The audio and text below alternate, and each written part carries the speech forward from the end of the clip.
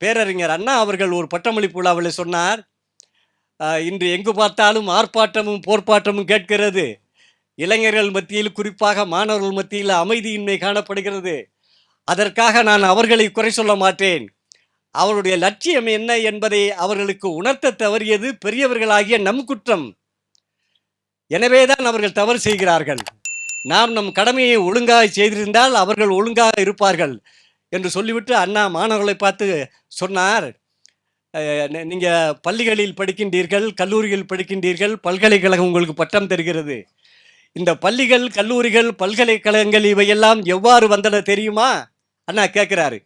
மூட்டை தூக்கியவன், முழுவயிறு காணாதவன், விழா நோக ரிக்ஷா இழுத்தவன், இவர்களெல்லாம் சிந்திய வியர்வை வரிப்பணமாக ஆகி அந்த வரிப்பணத்தில் இருந்துதான் பள்ளிகளும் கல்லூரிகளும் பல்கலைக்கழகங்களும் உருவாகியிருக்கின்றன.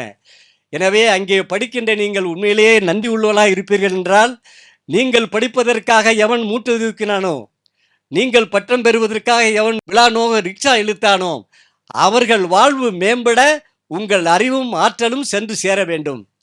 அதுதான் நீங்கள் கல்வி பெறுவதனுடைய உண்மையான நோக்கமாக இருக்க முடியும் என்று சொல்லி அண்ணா 2 உதாரணங்களை காட்டுவார். கார்மேகம் நீர் சுமந்து செல்கிறது, அது தன் தாகத்தை தணிக்கிறது, மற்றவர் தாகத்தை தணிக்கிறது. கலாபமையில் தோகை விரித்து ஆடுகிறது, அதன் ஆட்டத்தை பார்த்து அதுவா மகிழ்கிறது, மற்றவரை மகிழ வைக்கிறது. கார்மேகம் எவ்வாறு மற்றவர் தாகத்தை தணிக்கிறதோ, கலாபமையில் எவ்வாறு மற்றவர்களை மகிழ்விக்கிறதோ, அதே போன்று உங்கள் அறிவும் ஆற்றலும் இந்த சமுதாயத்திற்கு சென்று சேர வேண்டும் என்று பேரறிஞர் அண்ணா சொன்னார். அந்த அறிஞர் அண்ணா அவர்கள் சொன்ன அந்த சிந்தனையை செயல்படுத்துகின்ற விதத்தில் இளைஞர்களை, மாணவர்களை விஞ்ஞானியாக நம்மால் முடியும். விவேகானந்தர் சொன்னார், நீ பலசாலியா பலமற்றவனா என்பது உன்னை பொறுத்து இருக்குது.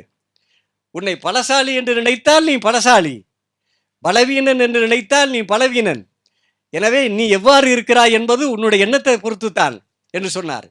இன்னொன்று கூட சொன்னார் சுவாமி விவேகானந்தர், இந்த நாட்டிலே இருக்கின்ற எல்லா தெய்வங்களையும் நீ நம்பி 30 கோடி தேவர்கள் மீதும் நம்பிக்கை வைத்து, வெளிநாட்டிலே இருந்து இங்கு இறக்குமதியான தெய்வங்கள் மீதும் நம்பிக்கை வைத்து, உன்னுடைய திறமை மீது நீ நம்பிக்கை வைக்கவில்லை என்றால் நீ நரகத்திற்குத்தான் செல்வாய். சுவாமி விவேகானந்தர் சொல்றார்.